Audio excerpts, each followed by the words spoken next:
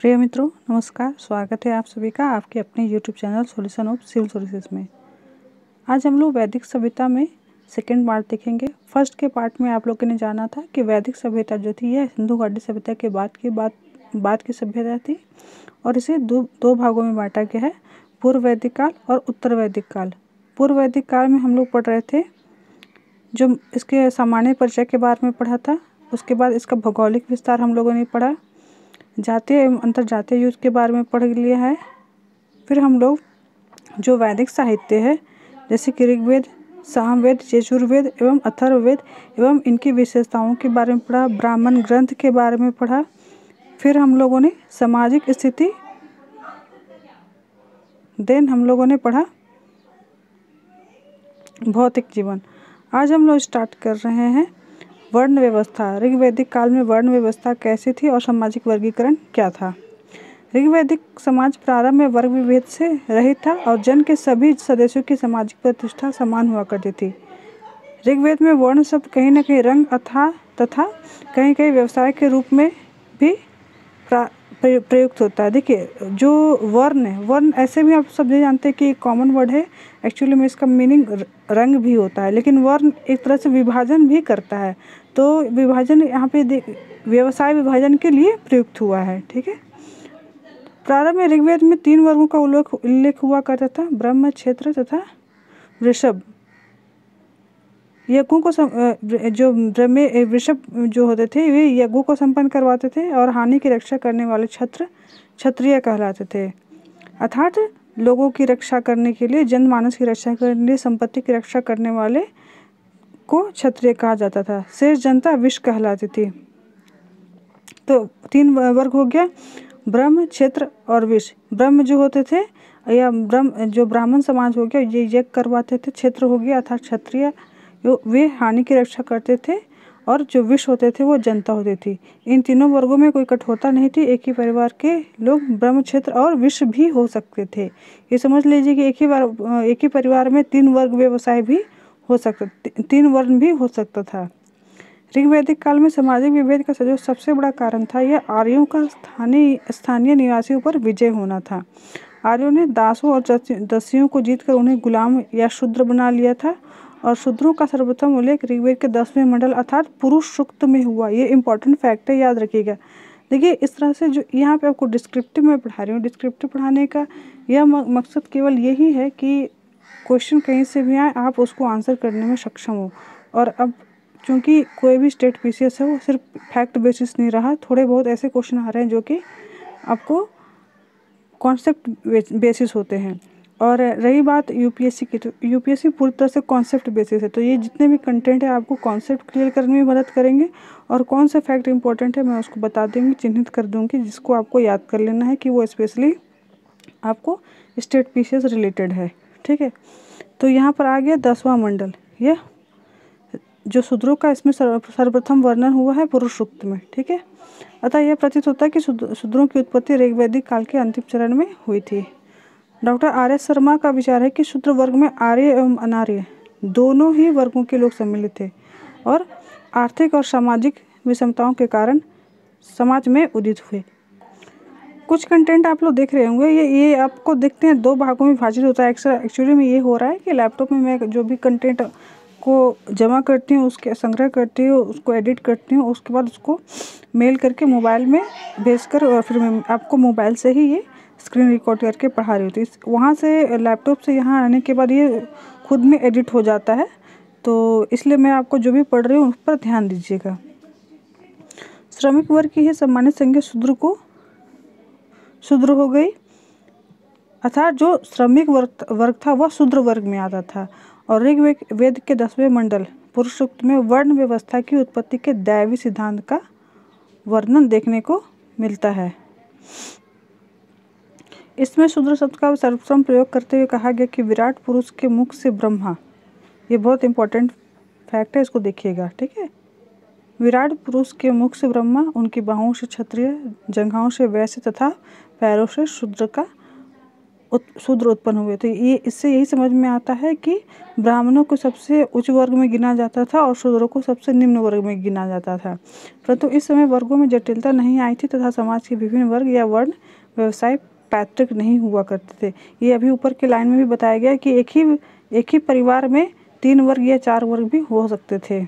कोई व्यक्ति ब्राह्मण नहीं हो सकता था, कोई व्यक्ति क्षेत्र अर्थात क्षत्रिय भी हो सकता था और कोई व्यक्ति विश्व अर्थात केवल जनता भी हो सकती थी। वर्ण व्यवस्था जन्मजात न होकर व्यवसाय पर आधारित हुआ करती थी और व्यवसाय परिवर्तन संभव था। एक ही परिवार के सदस्य विभिन्न प्रकार तथा अथवा वर्ग के व्यवसाय करते थे। एक वैदिक ऋषि अंगिरस ने ऋग्वेद में कहा, मैं कवि हूँ और मेरे पिता वैद्य और मेरी माँ अन्न पीसने वाली है। अर्थात इससे समझ में आता है कि एक ही परिवार में विभिन्न व्यवसाय वाले लोग भी हो सकते थे या फिर जो उसमें जो वर्ग विभाजन था या वर्ण विभाजन था, एक ही परिवार में सारे वर्ण के लोग भी हो सकते थे। अतः कहा जा सकता है कि वर्ण व्यवस्था पारिवारिक सदस्यों के बीच अंतः परिवर्तनीय थी। समाज में कोई भी विशेषाधिकार संपन्न वर्ग नहीं था और शूद्रों पर किसी तरह की अपात्रता नहीं लगाई गई थी। मीन्स उसको ये अपात्र नहीं माने जाने के कारण ये कि उसको उस पर किसी तरह की चीज़ की रोक नहीं लगा हुआ था। वो भले ही एक तरह से उसको जो श्रमिक वर्ग में रखा जाता है, लेकिन कहीं उसके साथ छुआछूत की इस प्रकार की भावना नहीं थी। उनके साथ वैवाहिक संबंध अन्य वर्गों की तरह ही सामान्य थे और विभिन्न वर्गों के साथ सहभोज पर भी कोई प्रतिबंध नहीं था, अर्थात छुआछूत की भावना नहीं थी या अस्पृश्यता की भी भावना नहीं थी। ये सारे फैक्ट याद रखना है। जो अगर कोई आप यूपीएससी दे रहे हैं तो इन सब कॉन्सेप्ट आपका ये सब क्लियर करेगा। तो इन सब चीज़ों पर ध्यान रखिएगा, क्योंकि ऐसा पूछा जा सकता है कि आपको ऋग्वेद काल की निम्न में से क्या विशेषता नहीं थी। तो हो सकता है उसमें लिख दिया जाए आपको कि शूद्रों पर किसी प्रकार की अपात्रता नहीं लगाई गई थी, लेकिन अस्पृश्यता विद्यमान थी। तो यहाँ पर नहीं है, ठीक है। तो इन सब फैक्टों को याद रखिएगा, तभी जाकर आप अच्छी तरह से आंसर करने में सक्षम होंगे। ऋग्वैदिक काल में दास प्रथा भी विद्यमान थी। गायों, रथों, घोड़ों के साथ साथ दास दासियों के दान देने के उदाहरण प्राप्त होते हैं।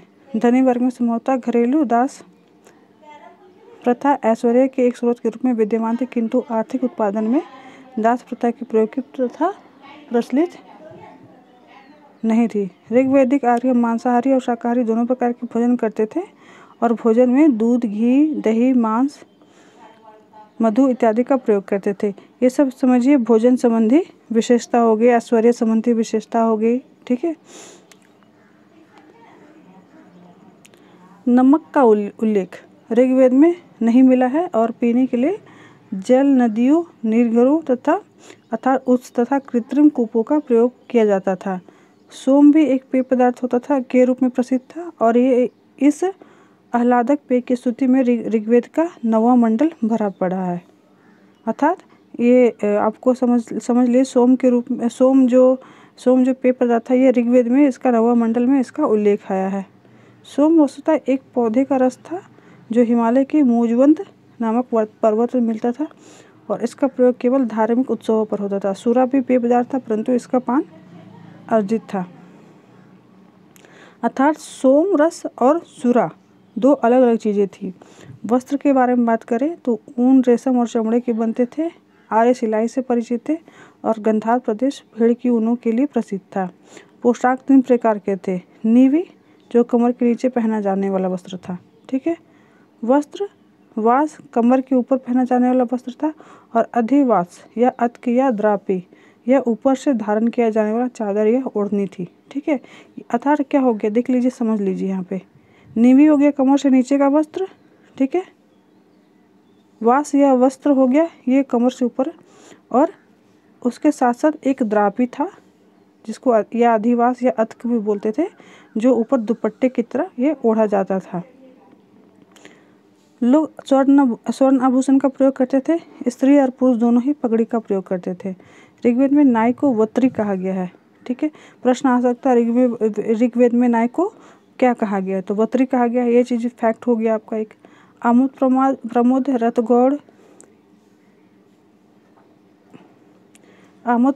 रथ दौड़, आखेड़, युद्ध एवं नृत्य आर्यों के प्रिय मनोविनोद थे और जुआ भी खेला जाता था। वाद्य संगीत में वीणा, दुदुम्भी, करताल, आधार, मृदंग आदि का प्रयोग किया जाता था। अब हम लोग ऋग्वैदिक काल की आर्थिक स्थिति के बारे में पढ़ेंगे। तो पशुपालन के बारे में सर्वप्रथम, पशुपालन ऋग्वैदिक काल में अपेक्षाकृत सर्वाधिक महत्वपूर्ण व्यवसाय था, विशेषकर ऋग्वैदिक काल के प्रारंभ में। इसके महत्व को पता इस तथ्य से पता चलता है कि गविष्टि अर्थात जिसका अर्थ होता है गायों की खोज, युद्धों का पर्याय माना जाता था। गविष्टि करने का मतलब होता था कि युद्ध किया जाना। गाय को अष्टवर्णी भी कहा गया है। यमुना की तराई गोधन के लिए प्रसिद्ध थी और ऋग्वैदिक काल में गायों का महत्व सर्वाधिक था। गायें विनिमय का माध्यम थी और पुत्री को दुहिता अर्थात गाय दुहने वाली कहा जाता था। घोड़ा भी अत्यंत महत्वपूर्ण पशु होता था। ऋग्वेद में उल्लिखित पशुओं के नाम कौन कौन है देख लीजिएगा, इनके नाम आप थोड़ा याद कर लेंगे। गाय, घोड़ा, बैल, भैंस, भेड़, बकरी और हाथी, ऊंट, कुत्ता, सुअर, गधा। चारागाह पर सामुदायिक नियंत्रण रहता था। चारागाह को खिल्ले कहा जाता था। ऋग्वैदिक जो सभ्यता के लोग थे वे कृषि की अच्छी जानकारी रखते थे। वे बैलों से खींचे जाने वाले हलों से खेती करते थे, परंतु हलों के फाल लोहे के नहीं बने होते थे। भूमि दान को उदाहरण प्राप्त नहीं होने से ऐसा माना जाता है कि भूमि पर निजी स्वामित्व की शुरुआत नहीं हुई थी। हलों में 6, 8 या 12 तक बैल जोड़े होते थे और ऋग्वेद में कृषि का उल्लेख 24 बार हुआ है। इंपॉर्टेंट फैक्ट है, याद रखिएगा। जोतने, बोने, हंसिया से फसल काटने, दावनी, फटकना, गड्ढा इत्यादि कार्य क्रियाओं से लोग परिचित थे। कुल मिलाकर कहा जा सकता है कि सभी लोग कृषि से पूरी तरह से परिचित थे और कृषि का सर्वाधिक वर्णन ऋग्वेद के 4थे मंडल में आया। Very very important. जंगलों को साफ करने के लिए आर्यों ने अग्नि का प्रयोग किया था और खाद का भी प्रयोग किया जाता था। नहरों से सिंचाई की जाती थी और आर्यों को अनाज के एक ही किस्म की जानकारी थी जिसे वे यव कहते थे, जिसका शाब्दिक अर्थ जौ समझा जाता था।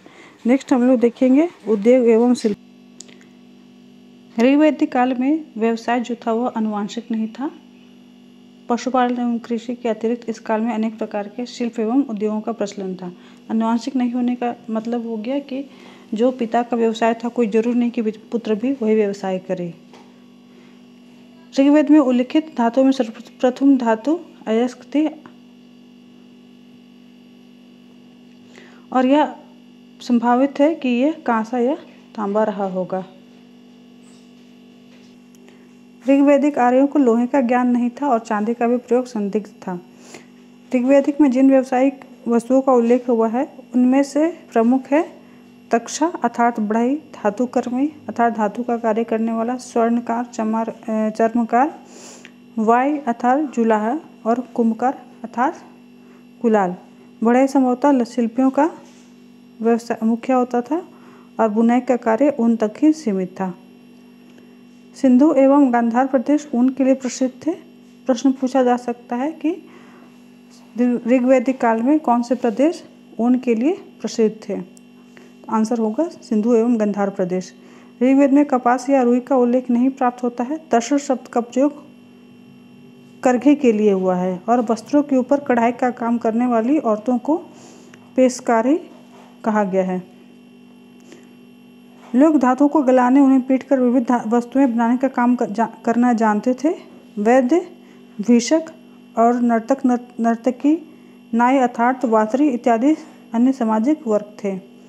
व्यापार के बारे में देखें तो ऋग्वैदिक आर्य व्यापार में भी संलग्न रहते थे। व्यापार अधिकतम पनी लोगों के लिए हाथ में होता था जो अपनी कृपणता के लिए प्रसिद्ध होते थे। कृपणता अर्थात कंजूसी।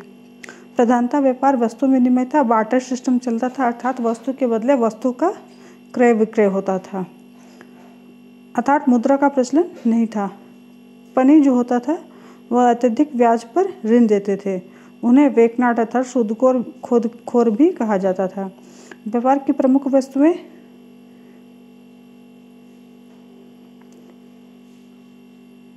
कपड़े, तोशक, चादर और चमड़े की वस्तुएं थी। स्थल यातायात के प्रमुख साधन रथ और गाड़ी थे। रथ घोड़ों से, गाड़ी बैलों से खींचे जाते थे। अग्नि को पथ का निर्माता अर्थात पथिकृत कहा गया है। जंगल जंगली जानवर और डाकुओं से भरे होते थे।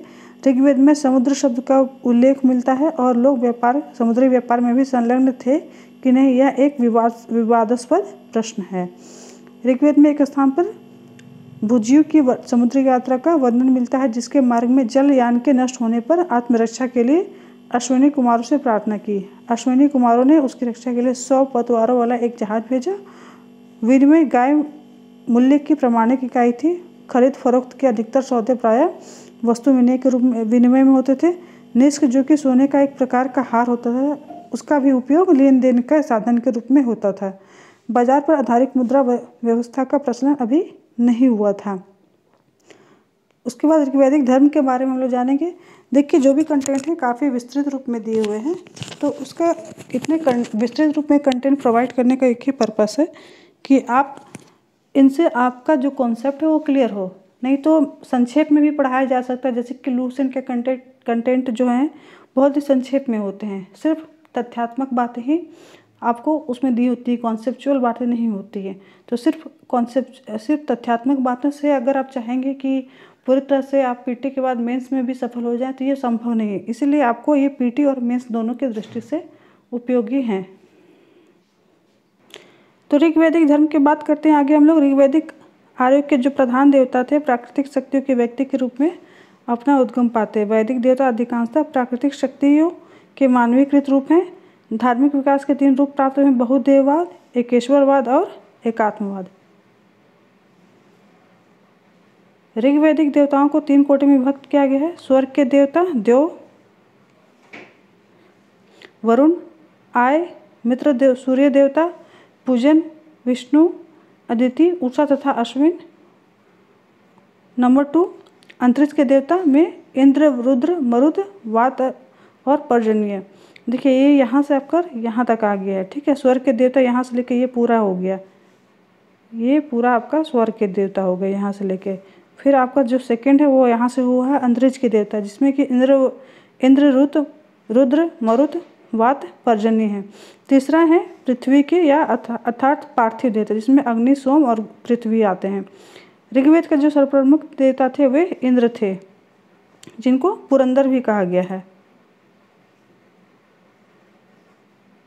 यह बादल एवं वर्षा का भी देवता था। ऋग्वेद में इंद्र की स्तुति में 250 सूक्ताएं हैं। दूसरा महत्व का देवता अग्नि है। यह मानव और देवताओं के बीच मध्यस्थ की भूमिका निभाते थे। तीसरा प्रमुख देवता वरुण था। वह जल निधि का देवता माना जाता था। इसे ऋतस्य गोपा अर्थात ऋत का रक्षक माना जाता है। इसे प्राकृतिक घटनाओं का संयोजक माना गया है तथा यह स्वीकार किया गया कि विश्व में सब कुछ उसी की इच्छा से होता है। सोम वनस्पति का देवता था। ऋग्वेद का 9वां मंडल अर्थात पूरा इससे संबंधित है, सोम देवता से। मरुत तूफान के देवता का प्रतिनिधि थे और सूर्य की स्तुति प्राचीन गायत्री मंत्र में सावित्री देवता के रूप में हुई है। पूषण मार्गों, चरवाहों और भूले भटके पशुओं का अभिभावक था। रुद्र एक सदाचार, दुराचार, निरपेक्ष देवता था। उषत और अदिति नामक देवियाँ उषा काल का प्रतिनिधित्व करती थी और दर्शन का प्रारंभ ऋग्वेद के 10वें मंडल से होता है। ऋग्वैदिक आर्य प्रवृत्तिगामी था। उसके जीवन में संन्यास और गृह त्याग का स्थान नहीं था। ऋग्वेद में मंदिर तथा मूर्ति पूजा का उल्लेख नहीं मिलता है। देवों के ऊपर आराधना मुख्यतः स्तुति पाठ एवं यज्ञाहुति से की जाती थी। यज्ञ में दूध, अन्न, घी, मांस और सोम की आहुतियाँ दी जाती थी। यज्ञ एवं स्तुति सामूहिक रूप से होता था और यज्ञ स्तुति अत्यंत सरल तरीके से भी होता था, अर्थात उसमें कोई जटिलता नहीं थी। ऋग्वैदिक ऋषि आत्मवादी था और आत्मा में विश्वास रखते थे। पुनर्जन्म की भावना अभी तक विकसित नहीं हुई थी और अमरता का भी उल्लेख था। लोग आध्यात्मिक उन्नति अथवा मोक्ष के लिए देवी देवताओं की आराधना नहीं करते थे। वे इन देवताओं की अर्चना मुख्यतः संतति, पशु, अन्न, धन, स्वास्थ्य आदि के लिए ही करते थे। नेक्स्ट में हम लोग देखेंगे उत्तर वैदिक काल। उत्तर वैदिक काल की जानकारी के स्रोत 3 वैदिक संहिताएं यजुर्वेद, सामवेद, अथर्ववेद तथा ब्राह्मण ग्रंथ, आरण्यक ग्रंथ एवं उपनिषद ग्रंथ है। यहाँ यह ज्ञात है कि वेदांग वैदिक साहित्य के अंतर्गत परिगणित नहीं होते हैं। इनके बाद भौगोलिक विस्तार को समझ लीजिए। उत्तर वैदिक कालियों में आर्यों की भौगोलिक सीमा का विस्तार गंगा के पूर्व में हुआ है। शतपथ ब्राह्मण में आर्यों के भौगोलिक विस्तार की आख्यायिका के अनुसार विदेह माधव ने वैश्वानर अग्नि को मुंह में धारण किया। धृत का नाम लेते ही वह अग्नि पृथ्वी पर गिर गया तथा सब कुछ जलाता हुआ पूर्व की ओर बढ़ गया। पीछे पीछे विदेह माधव एवं उनका पुरोहित गौतम राहुगण चला। अकस्मात वह सदानिरा नदी को नहीं जला पाया।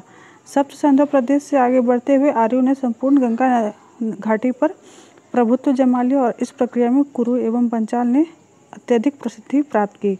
कुरु की राजधानी असंधिवत तथा पांचाल की कांपिल्य थी। इन तथ्यों को याद रख लीजिएगा। कुरु लोगों ने सरस्वती और दृश्यवती के अग्रभाग अर्थात कुरुक्षेत्र और दिल्ली एवं मेरठ के जिलों को अधिकार में कर लिया।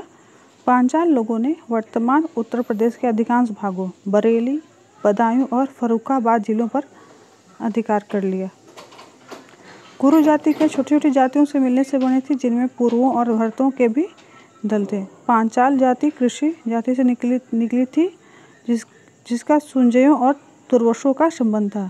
कुरुवंश ने कई प्रतापी राजाओं के नाम अथर्ववेद एवं विभिन्न उत्तर वैदिक कालीन ग्रंथों में मिलते हैं। अथर्ववेद में प्राप्त एक स्तुति का नायक परीक्षित है, जिसे विश्वजनीन राजा कहा गया है। इसका पुत्र जन्मेजय था और पांचाल लोगों में भी प्रवाहन, जयवाली एवं ऋषि अरुणि, श्वेतकेतु जैसे प्रतापी नरेशों के नाम मिलते हैं। ये उच्च कोटि के दार्शनिक थे और उत्तर वैदिक काल में कुरु, पांचाल, कौशल, काशी और विदेह प्रमुख राज्य थे। आर्य सभ्यता का विस्तार उत्तर वैदिक काल में विंध्य में दक्षिण में नहीं पाया गया है। उत्तर वैदिक काल की राजनीतिक सामाजिक स्थिति के बारे में समझ लीजिए। उत्तर वैदिक काल में सामाजिक व्यवस्था का आधार वर्णाश्रम व्यवस्था ही था। यद्यपि वर्ण व्यवस्था में कठोरता आने लगी थी। समाज में पहले की तरह 4 वर्ण थे ही: ब्राह्मण, राजन्य, वैश्य और शूद्र। ब्राह्मण के लिए ऐही, क्षत्रिय के लिए अगच, ब्राह्मण के लिए यहाँ पे देख लीजिए ऐही है, क्षत्रिय के लिए अगच, वैश्य के लिए आद्रव तथा शूद्र के लिए आधव शब्द प्रयोग हुआ है। ब्राह्मण, क्षत्रिय, वैश्य तीनों को द्विज कहा जाता है। वे उपनयन संस्कार के अधिकारी थे। चौथा वर्ण उपनयन संस्कार का पदाधिकारी नहीं था, अर्थात शूद्र वंश, और यहीं से शूद्रों को अपात्र या आधारहीन मानने की प्रक्रिया शुरू होगी। जबकि इसके आरंभ में आप देखेंगे तो ये चीज़ नहीं था। उत्तर वैदिक काल में जो चौथा वर्ण था, उनके साथ भेदभाव आरंभ हो चुका था। आर्थिक स्थिति के बारे में जान लीजिए। उत्तर वैदिक काल में कृषि आर्यों का मुख्य पेशा हो गया और लोहे के उपकरणों के प्रयोग से कृषि क्षेत्र में क्रांति आई। यजुर्वेद में लोहे के लिए श्याम अयस और कृष्ण अयस शब्द का प्रयोग हुआ।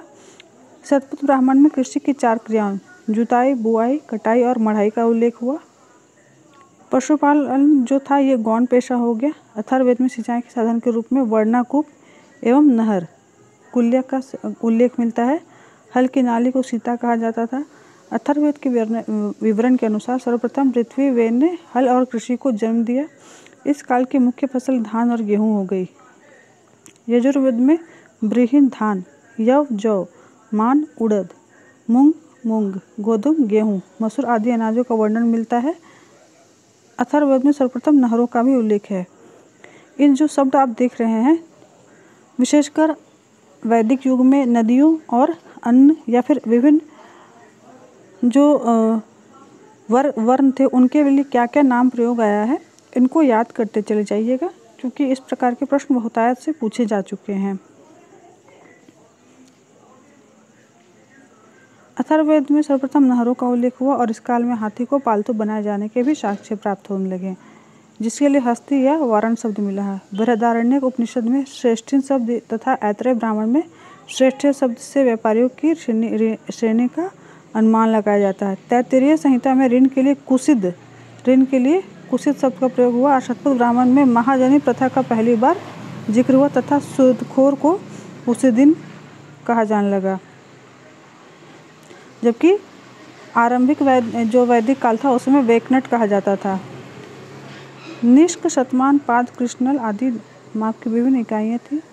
द्रोण अनाज मापने के लिए प्रयुक्त किए जाते थे। ये उत्तर वैदिक काल के 4 प्रकार के मृदभांडों से परिचित थे, जैसे काला व लाल मृदभांड, काले पॉलिशदार मृदभांड, चित्रित धूसर मृदभांड और लाल मृदभांड। उत्तर वैदिक आर्यों को समुद्र का ज्ञान हो गया था और इस काल के साहित्य में पश्चिमी और पूर्वी दोनों प्रकार के समुद्रों का वर्णन है। वैदिक ग्रंथों में समुद्र यात्रा की भी चर्चा है, जिसमें वाणिज्य एवं व्यापार का संकेत मिलता है। सिक्कों का भी नियमित प्रचलन आरंभ नहीं हुआ था। उत्तर वैदिक ग्रंथों में कपास का भी उल्लेख नहीं हुआ, बल्कि ऊनी अर्थात ऊन शब्द का प्रयोग कई बार आया है। बुनाई का काम स्त्रियां करती थी। कढ़ाई करने वाली स्त्रियों को पेशस्करी कहा जाता था। तैत्तिरीय अरण्यक में पहली बार नगर की चर्चा हुई है। उत्तर वैदिक काल के अंत में हम केवल नगरों का आभास पाते हैं। हस्तिनापुर और कौशाम्बी उत्तर वैदिक काल के प्रारंभिक नगर थे, जिन्हें आद्य नगरी स्थल या प्रोटो अर्बन साइट कहा जाता है। इन तथ्यों को याद कर लेंगे। धार्मिक स्थिति के बारे में देखते हैं। उत्तर वैदिक आर्यों के धार्मिक जीवन में मुख्यतः 3 परिवर्तन दृष्टिगोचर होता है: देवताओं की महत्ता में परिवर्तन, आराधना की रीति में परिवर्तन तथा धार्मिक उद्देश्यों में परिवर्तन। उधर उत्तर वैदिक काल में इंद्र के स्थान पर सृजन के देवता का नाम आया। प्रजापति को सर्वोच्च स्थान मिला। रुद्र और विष्णु 2 अन्य प्रमुख देवता इस काल के माने जाते हैं और वरुण मात्र जल के देवता माने जाते हैं, जबकि पूषण आदि अब शूद्रों के देवता हो गए। इस काल में प्रत्येक पद के लिए अपने पुरोहित हो गए। ऋग्वेद का पुरोहित होता, सामवेद का उद्गाता, यजुर्वेद का अथर्ववेद और अथर्ववेद का ब्रह्मा कहलाता था। उत्तर वैदिक काल में अनेक प्रकार के यज्ञ प्रचलित थे, जिनमें सोम यज्ञ या अग्निष्टोम, अश्वमेघ, वाजपेय और रासूय यज्ञ प्रमुख है। मृत्यु की चर्चा सर्वप्रथम शतपथ ब्राह्मण तथा मोक्ष की चर्चा सर्वप्रथम उपनिषद में मिलती है। पुनर्जन्म की अवधारणा बृहदारण्यक उपनिषद में मिलती है। इस प्रकार के प्रश्न पूछे जा चुके हैं कि ऋग्वेद में उत्तर वैदिक काल में पुनर्जन्म की अवधारणा किस उपनिषद में मिलती है या फिर किस वैदिक ग्रंथ में मिलती है, किस साहित्य में मिलती है। निष्काम कर्म के सिद्धांत का प्रतिपादन सर्वप्रथम ईशोपनिषद में किया गया है।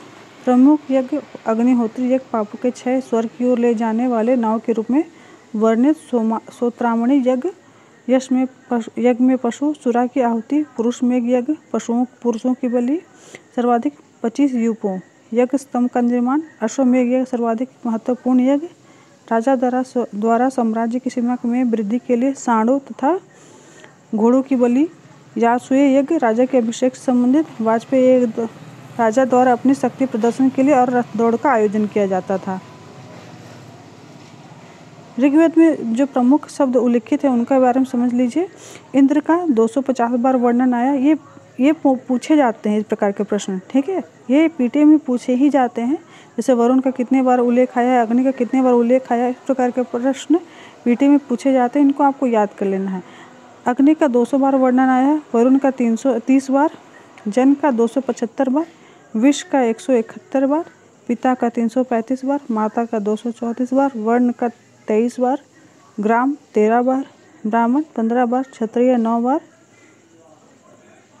वैश्य का 1 बार, शूद्र का 1 बार, राष्ट्र का 10 बार, समा का 8 बार, समिति 9 बार, विदत 122 बार, गंगा 1 बार, यमुना 3 बार, राजा 1 बार। ये जो प्रश्न है गंगा का कितने बार उल्लेख आया है, ये बहुत बार पूछा जा चुका है, ठीक है, जेपीएससी, बीपीएससी या फिर बहुत सारे स्टेट पीसीएस में। सोम देवता का 144 बार, कृषि का 24 बार, गण का 46 बार, विष्णु का 100 बार, रुद्र का 3 बार, बृहस्पति का 11 बार और पृथ्वी का 1 बार। तो ये देख लीजिए ये कितने बार किसका उल्लेख आया है, इनको याद रखिएगा, ठीक है। अब देख लीजिए ऋग्वेद में कौन सा मंडल और उसके रचयिता कौन है। द्वितीय मंडल का रचयिता गृहसमद है, तृतीय मंडल के रचयिता विश्वामित्र हैं, चतुर्थ मंडल के रचयिता वामदेव हैं, पांचवा मंडल के आत्रेय हैं, छठा मंडल के भारद्वाज हैं, सातवां मंडल के वशिष्ठ और आठवें मंडल के रचयिता कण्व या अंगिरा हैं। ऋग्वैदिक नदियों के नाम याद कर लीजिएगा और उनका प्राचीन नाम। बहुत बार प्रश्न में पूछा जाता है, ये वेरी इंपॉर्टेंट है, याद रखिएगा, वेरी इंपॉर्टेंट। इनसे प्रश्न एकदम आते हैं। जैसे कुभा का प्राचीन नाम था जिसका अभी आधुनिक नाम काबुल है, सुवस्ति जिसका आधुनिक नाम स्वात है, कुमरू जिसका आधुनिक नाम कुर्रम है, गोमती नदी का आधुनिक नाम गोमल है, वितस्ता नदी का आधुनिक नाम झेलम है, अस्किनी का चेनाब है, पुरुषनी का रावी है, विपाशा का व्यास है, शतद्री का सतलज है, सदानिरा का गंडक है, द्विजदती का घग्गर है, सुषोमा का सोहन है और मरुदा का मरुबर्वन है। अब देखिए वैदिक काल में देवताओं के नाम याद रखिएगा और वे किस चीज़ के देवता थे, ये भी बहुत बार प्रश्न में बहुत आय से पूछा जाता है, वेरी इंपॉर्टेंट। जैसे मरुत आंधी तूफान के देवता थे, पर्जन्य वर्षा के देवता थे, सरस्वती नदी देवी बाद में विद्या के देवी हैं। पूषण पशुओं के देवता थे। उत्तर वैदिक काल में शूद्रों के देवता थे। अरण्यायनी जंगल की देवी थी। यम मृत्यु के देवता थे। मित्र शपथ एवं प्रतिज्ञा के देवता थे। अश्विन चिकित्सा के देवता थे। सूर्य जीवन देने वाला देवता अर्थात भुवन चक्षु थे। त्वचा जो था वह धातुओं के देवता थे। एक्चुअली त्वचा होगा, ठीक है, त्वचा धातुओं के देवता थे। आर्ष विवाह और संधि के देवता थे। विवस्वान देवताओं के जनक थे और सोम वनस्पति के देवता थे। ये सभी फैक्ट जो थे आपको वैदिक काल के बारे में हो गया, वैदिक सभ्यता के बारे में हो गया, जिसमें आप लोगों ने वैदिक सभ्यता में पूर्व वैदिक सभ्यता एवं उत्तर वैदिक सभ्यता के बारे में जाना। नेक्स्ट के वीडियो में हम लोग जानेंगे महाजनपद के बारे में। तो नेक्स्ट में हम लोग जानेंगे महाजनपद के बारे में, और इसके बाद काफ़ी तीव्रता से वीडियो आएंगे। बिहार में जो बीपीएससी की तैयारी कर रहे हैं 66 बीपीएससी पीटी, उनके लिए ये वीडियो बहुत हेल्पफुल है। एंशिएंट हिस्ट्री अभी चल रहा है, इसके बाद कंटिन्यूसली अदर सब्जेक्ट चलेंगे, mid and modern, then geography चलेगा। और जो बिहार एक परिचय इम्तियाज़ अहमद की जो बुक है, उसमें पहले जो डिस्क्रिप्टिव बुक है उसके वीडियो डाल जा चुके हैं। अभी इम्तियाज़ अहमद बुक का ऑब्जेक्टिव बुक का सीरीज चल रहा है। इसके अलावा जो झारखंड में जेपीएससी की तैयारी कर रहे हैं, उनका जो जीएस पेपर 2 है उसके भी सेपरेट वीडियो आ रहे हैं। तो आप लोग ये 3 वीडियो कंटिन्यूसली देखते चले आइए। एक हो गया जनरल पेपर हो जाएगा जीएस, जिसमें कि अभी एंशिएंट हिस्ट्री चल रहा है। बिहार जीके वालों के, बिहार बीपीएससी वालों के लिए बिहार जीके में इम्तियाज़ अहमद का ऑब्जेक्टिव का सीरीज आ रहा है, और जो जेपीएससी की तैयारी कर रहे हैं उनका झारखंड जीके में जीएस पेपर 2 है उसका वीडियो आ रहा है। तो वीडियो कंटिन्यूसली देखते रहिएगा। चैनल सब्सक्राइब नहीं किए हैं तो सब्सक्राइब कर लीजिएगा, नोटिफिकेशन बेल प्रेस कर लीजिएगा, ताकि सारे वीडियो आपको मिलते रहे, नोटिफिकेशन मिलते रहे। और किसी प्रकार के हेल्प की चाहे ज़रूरत हो, या फिर किसी प्रकार के सजेशन आप देना चाहें तो ज़रूर मुझे कमेंट करेंगे। वीडियो देखने के लिए बहुत बहुत धन्यवाद। प्लीज़ दूसरों को भी वीडियो ज़रूर शेयर करिएगा। Thank you.